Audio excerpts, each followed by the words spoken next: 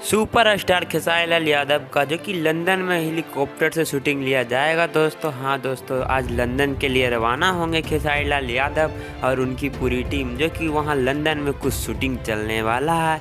जो कि संघर्ष मूवी 2 का जो कुछ क्लिप बाकी रह गया है शूटिंग करने का, वही बात करें तो वहाँ लंदन में बहुत ही एक्शन से भरे फुल हेलीकॉप्टर के साथ वहाँ शूटिंग करना है दोस्तों।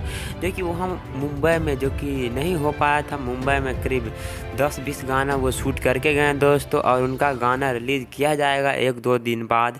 और इसी बीच बात करें तो लंदन में खेसारी लाल यादव का जो कि शूटिंग है एक्शन से भरपूर वाला, वो शूटिंग चलने वाला है दोस्तों। ये जानकारी आप लोगों को कैसी लगी हो कमेंट में ज़रूर बताएं दोस्तों।